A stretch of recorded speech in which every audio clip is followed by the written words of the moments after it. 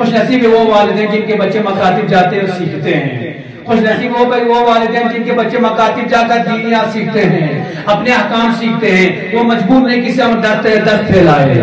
لہذا انشاءاللہ جتنے بچے آپ کے علم میں کامیاب رہیں گے تو کسی کے سامنے جھکنے پر مجبور نہیں ہوں گے۔ بچوں کو اپنے پیروں پر کھڑا ہونا سکھائیے، اسلامی تعلیم میں بھی، دینی تعلیم میں بھی۔ لہذا لیکن جو مجھے افسوس ساتھ کہنا پڑ رہا ہے وہ یہ بات ہے کہ چونکہ علم کی بات چل رہی تھی، دین اسلام تو علم کی بات کر رہا ہے، علم سکھانے کی بات کر رہا ہے، لیکن علم سیکھنے کے بعد آج بے روزگاری پھیل رہی ہے، اس کا نتیجہ ہم نے ابھی چند دنوں پہلے دیکھا، 2 دن پہلے دیکھا۔ مجھے بہت افسوس کے ساتھ یہ کہنا پڑ رہا ہے، اب پچھلے بدوار کو جس طریقے سے ہمارے لیہ ڈسٹرکٹ میں ایک احتجاج جو پرامن طریقے سے نکلا تھا، بعد میں وہ تشدد کی طرف چلا گیا، وہ سوشل میڈیا میں ہم سب نے دیکھ لیا، بولنے کی ضرورت ہی نہیں ہے۔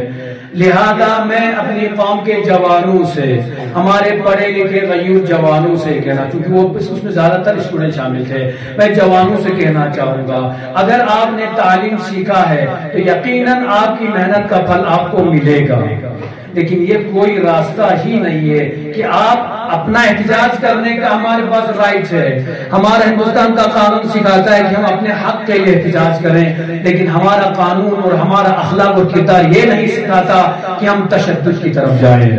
جس طریقے سے بدوار کو لیہ میں جو واقعہ پیش آیا، ہم اس واقعے کی یقیناً مذمت کرتے ہیں، چونکہ سرکاری بلڈنگوں کو جلانا، سرکاری بلڈنگوں پر حملہ کرنا یا کسی کے پرسنل آفس پر حملہ کرنا، کسی کو نقصان پہنچانا، سرکاری گاڑیوں کو جلانا، پولیس کی گاڑیوں کو جلانا اور سی آر پی ایف فورم کی آرمی کی گاڑیاں جلانا، یہ نہ ہمیں ہمارا قانون سکھاتا ہے، نہ ہمارا دھرم سکھاتا ہے، نہ ہمارا اخلاق سکھاتا ہے، نہ ہمارا کردار سکھاتا ہے۔ لہٰذا میں جوانوں سے کہنا چاہوں گا، آپ اس راستے پر نہیں جا سکتے ہیں، آپ اس راستے پر گئے ہیں تو واپس آ جائیے، بالکل نہیں۔ ہمارے جتنے بھی علماء ہیں یا بزرگان ہیں، ہم جوانوں کے ساتھ شانہ بہ شانہ کھڑے ہیں، جو جوان اپنے بے روزگاری کے لیے لڑ رہے ہیں ہم ان کے ساتھ شانہ بہ شانہ کھڑے ہیں، لیکن اس راستے پر ہم آپ کے ساتھ نہیں ہیں۔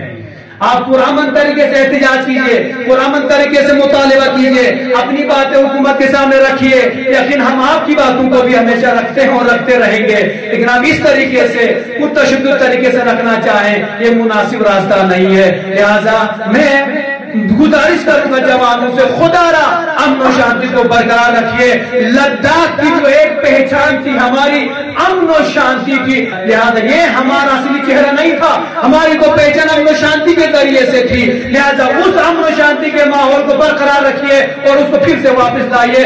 انشاءاللہ مجھے حکومت وقت سے مجھے امید ہے انشاءاللہ ان بے روزگاروں کے روزگار پر وہ نظر کریں گے، ان کے مطالبات پر عمل کریں گے، ان کے مطالبات پر نظر کریں گے، اور جس طریقے سے ابھی جو بات چیت بند چل رہی ہے حکومت اور ہماری KDU ریکٹس پارٹی کے درمیان، وہ بات چیت کا سلسلہ بھی شروع ہونے جا رہا ہے۔ مجھے امید ہے انشاءاللہ بات چیت تک نہیں رہے گی، انشاءاللہ یہ بات چیت کسی نتیجے تک پہنچے گی۔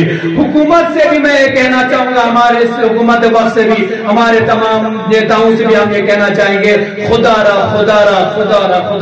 ان جوانوں پر نظر کیجئے، ان بچوں کا بھی حق بنتا ہے، کیونکہ یہ اتنے بڑے PhD کیے ہوئے ہیں، PG کیے ہوئے ہیں، گریجویشن کیے ہوئے ہیں، بے روزگار ہیں۔ کل سونم واچک کے بیان کے مطابق ان کا کہنا یہ تھا پورے ہندوستان میں لداخ بے روزگاری کے اعتبار سے دوسرے نمبر پر آیا ہے، جو ہمارے لیے بہت بری بات ہے۔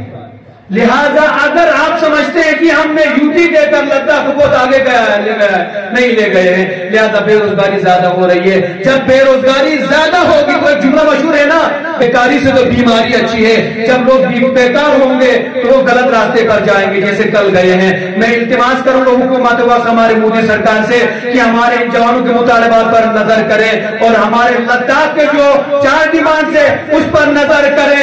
لداخ وہ ہے جس نے ہندوستان کے لیے قربانیاں دی ہے، لیکن مجھے افسوس کے ساتھ یہ بھی کہنا پڑتا ہے جس لداخ کے لداخیوں نے ہندوستان کے لیے قربانیاں دی تھی، ہندوستان کے دیش کے لیے قربانیاں دی تھی، کل ہم نے دیکھا انہیں 79 لوگوں پر گولیاں چلی اور 5 جانیں بھی چلی گئی۔ جو لوگ دیش کے لیے جان دے رہے تھے آج وہی لوگ ان کی جانیں لے رہے ہیں، یہ بہت بری بات تھی، اور ہم اس گولی چلانے والی حرکت گی. آپ ہمارے سامنے قانون ہے, قانون کے ذریعے سزا دی جس نے غلط کیا ہے. گولی چلانے کا حق نہیں بنتا ہے. ہم اگر اپنے دیش میں احتجاج نہیں کریں گے تو کیا کسی اور دیش میں جا کر ہم احتجاج کریں گے؟ ہم اپنے دیش میں احتجاج کرنے کا حق رکھتے ہیں, اور احتجاج کرنے پر گولیاں چلانا یہ کسی کو حق نہیں بنتا. لہذا اس گولیاں چلانے والوں پر ہم مذمت کرتے ہیں اس بات کی, اور حکومت وقت سے مطالبہ کرتے ہیں اس پر تحقیق کی جائے, اور جو احتجاج ہوا ہے, جو پرتشدد واقعات ہو گئے ہیں, اس پر بھی تحقیقات کی جائے, اور جو بھی اس میں ملزم دے رہا ہے یا مجرم آ جائے, ملزم ہو جائے, اس کو سزا دی جائے. میں جوانوں سے بار دیگر کہنا چاہوں گا, لداخ کو ہمیشہ اتحاد اور اتفاق کے لیے جانا جاتا ہے, لہذا امن و شانتی کے لیے جانا جاتا ہے. اپنے اس امن و شانتی اور بھائی چارے کو باقی رکھیے, تشدد کے راستے پر نہ جائیے. مجھے امید ہے انشاءاللہ حکومت آپ سب کے, ہم سب کے مطالبات پر نظر کرے گی, اور ایک دن آئے گا کہ انشاءاللہ ہمارے بے روزگار ملتے ہوئے ہمیں نظر آئیں گے. انشاءاللہ مجھے امید ہے آپ غلط راستے پر نہیں جائیں گے, امن و شانتی کو برقرار رکھیں گے. میری دعا ہوگی خدایا ہمارے جتنے بھی بے روزگار جوان ہیں سب کو جلد از جلد روزگار عطا فرما, جو برسر روزگاروں کے روزگار میں ترقی عطا فرما. خدایا پیغمبر کے کلمہ کو, علی کے چاہنے والے حسین کے آزادہ جہاں بستے ہیں ان سب کی جان مال زدہ برو کی حفاظت فرما. خدایا پرچم اسلام پرچم حسین ہمیشہ فلند فرما. خدایا دشمن اسلام امریکہ اسر کا حامی گلست و نابود فرما. خدایا سرزمین ایران کی حفاظت فرما. رہبر معظم آغا سیدنا آغا مقام شیرازی کو دشمن کی شر سے محفوظ فرما. خدایا ہمارے تمام مراج اعظام کو صحت و سلامتی کے ساتھ طول عمر عطا فرما.